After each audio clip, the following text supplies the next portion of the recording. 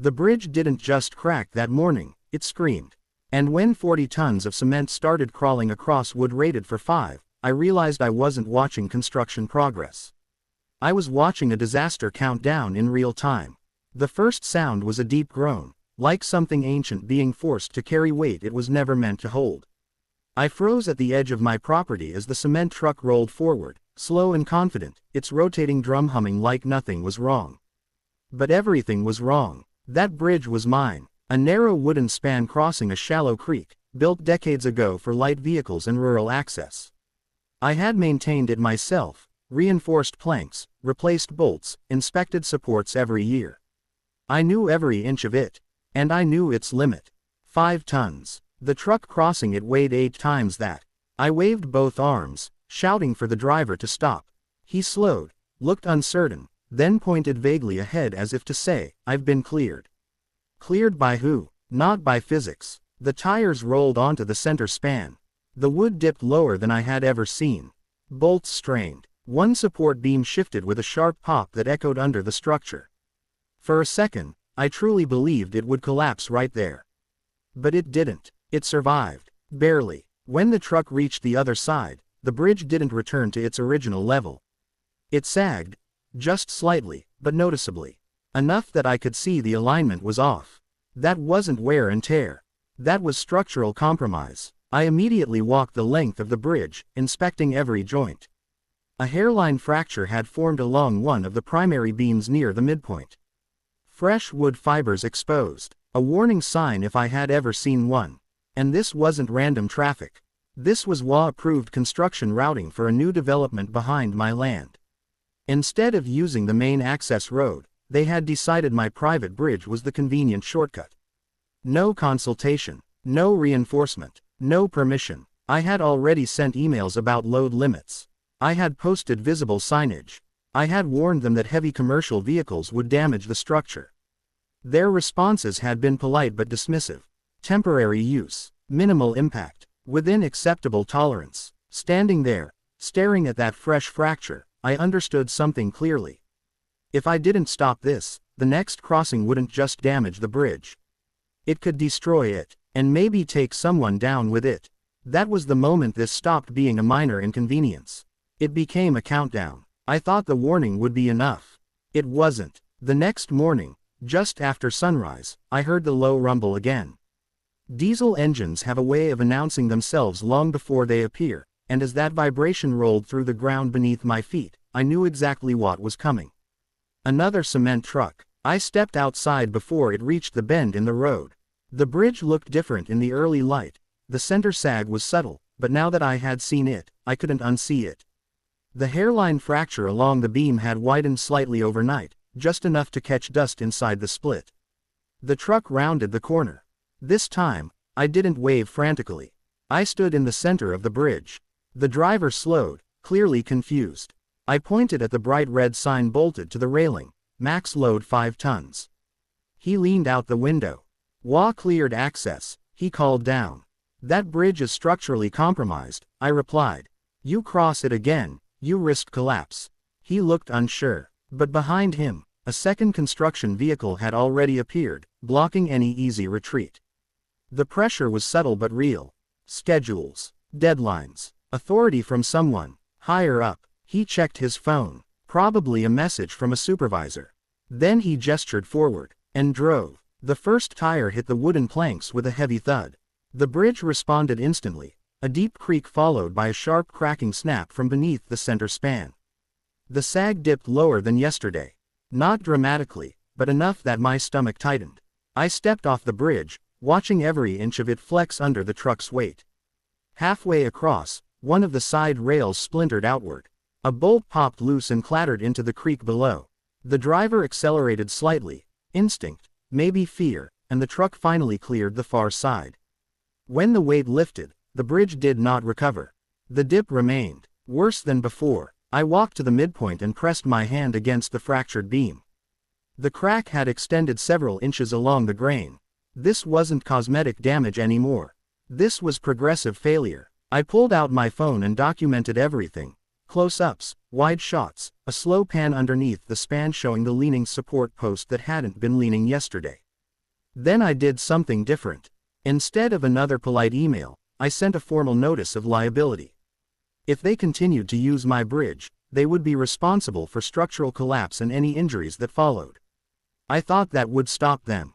But that afternoon, I received a short reply. Construction access will proceed as scheduled. And just like that, the countdown moved forward again. Do you want me to continue to Chapter 3? 3. Chapter 3: When warnings turn into defiance.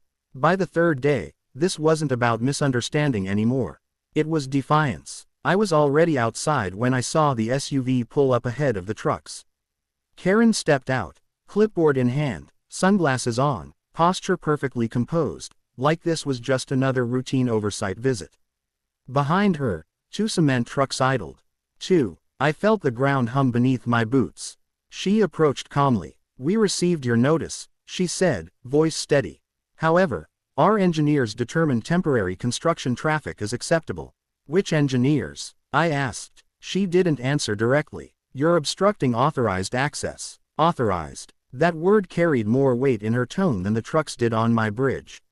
I walked her to the center span. I didn't argue. I didn't raise my voice. I simply pointed down. The sag was obvious now. Nearly 3 inches lower than the original alignment. The fracture in the main beam had widened enough to slide a coin into. She glanced at it, then looked away quickly. "It's superficial," she said. That's when the first truck began moving forward. I stepped in front of it again. "You cross now," I said clearly, "and you're doing it with documented structural damage and written liability notice."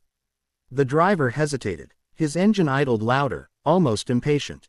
Karen crossed her arms. "We're on a timeline. Move." The pressure was thick in the air.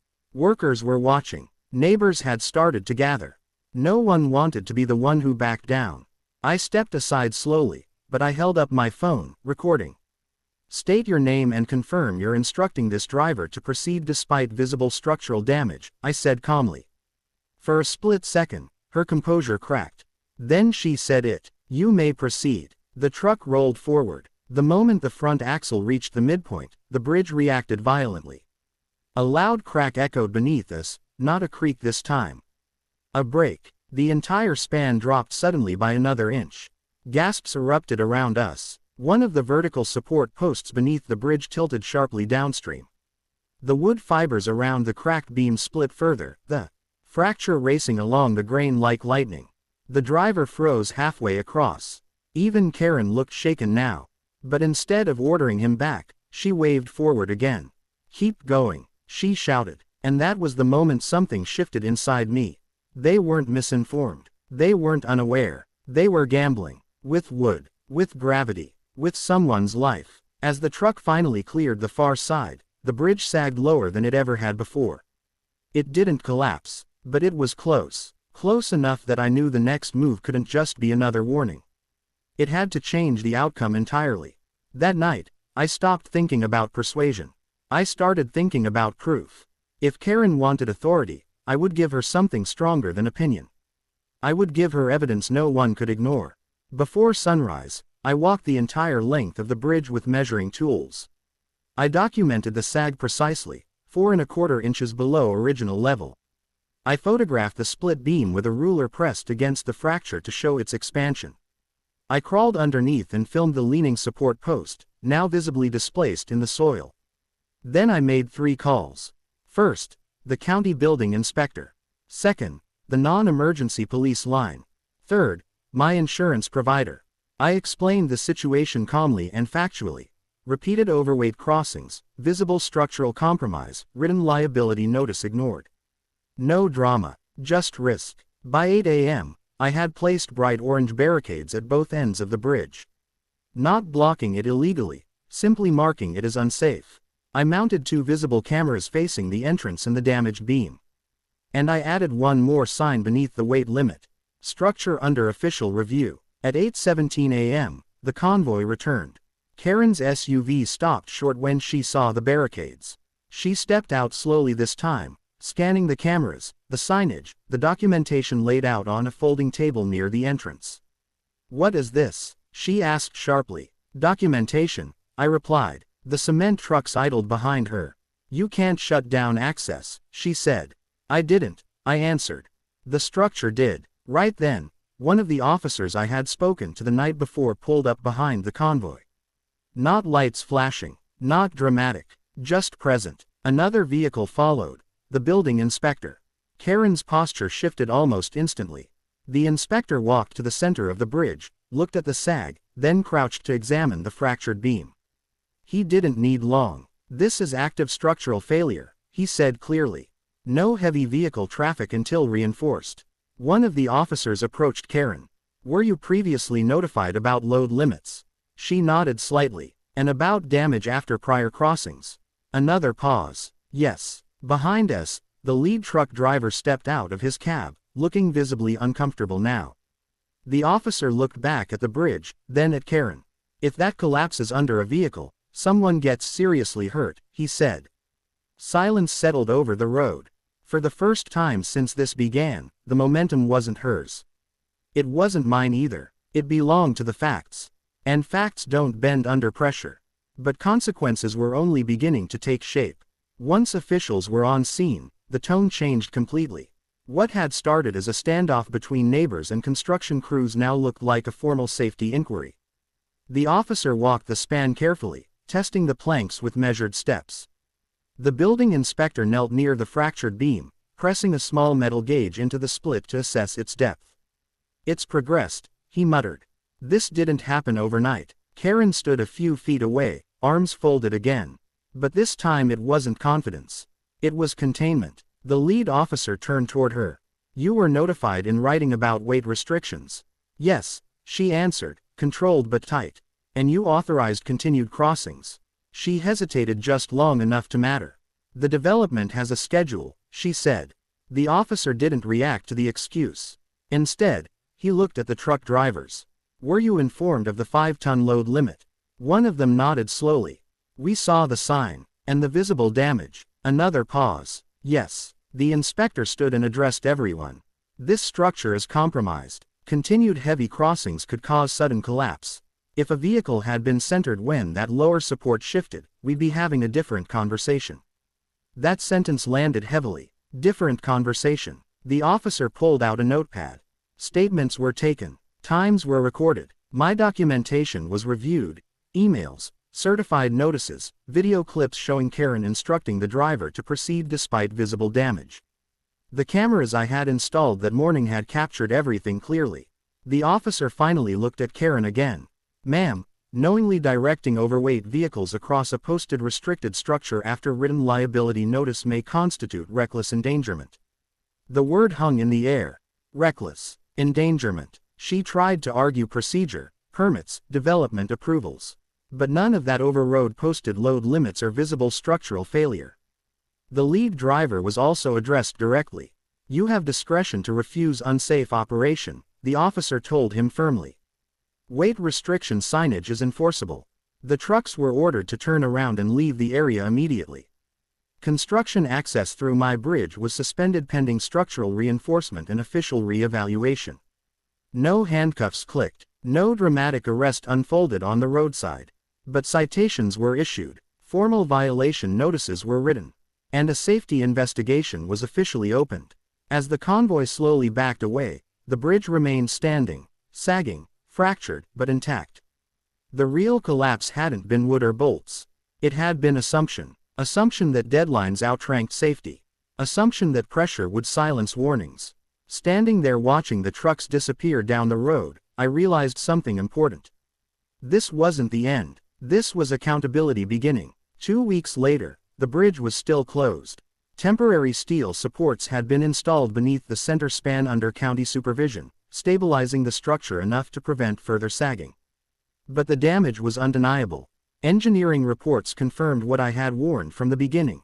Repeated overweight crossings had accelerated structural fatigue and caused measurable load-bearing compromise. The investigation moved quickly once documentation was reviewed. My emails, the certified liability notice, video evidence of the visible fracture, recorded instruction to proceed despite clear warnings, official inspection results confirming failure risk. It wasn't dramatic, it was procedural, and procedure is powerful when the facts are clean. The WA board was formally notified of safety violations and failure to adhere to posted load restrictions.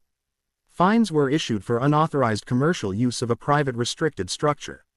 The construction company received penalties for operating overweight vehicles across a marked load limited bridge after visible warning. Karen was cited for reckless disregard of documented structural risk in her role overseeing site access coordination. It wasn't a cinematic courtroom showdown. It was administrative accountability, hearings, reports, official findings. But consequences carry weight even when they arrive quietly. The final determination was clear. The bridge should never have been used for commercial cement transport without structural reinforcement and certified re-rating. Written warnings were ignored. Risk was knowingly accepted. Liability fell primarily on the HOA's site oversight decision-making, specifically the authorization to continue crossings after structural compromise was documented. Repairs were ordered, not cosmetic repairs. Full structural reinforcement. The HOA was required to fund beam replacement, support realignment, and load recertification before any future access discussions could occur. A formal agreement was drafted restricting commercial vehicle access permanently unless engineering upgrades were approved in advance. The bridge that once sagged under pressure was rebuilt stronger than before. But something else had changed too. The assumption that convenience outweighs caution. The belief that small property owners won't push back. The idea that warnings are just obstacles to push through. Standing on the restored span months later, I ran my hand along the new reinforced beam. Solid, level, secure. It hadn't taken shouting. It hadn't taken revenge. It had taken documentation, patience, and the willingness to let consequences follow actions. The real bridge didn't collapse because I refused to left do what weight almost did, and something that's the real victory, not distraction, not drama, but accountability. Would you like me to start the next episode with a new title for the series? If you enjoyed the, don't forget to subscribe to Karen Universe, share with your friends, and drop your thoughts in the comments.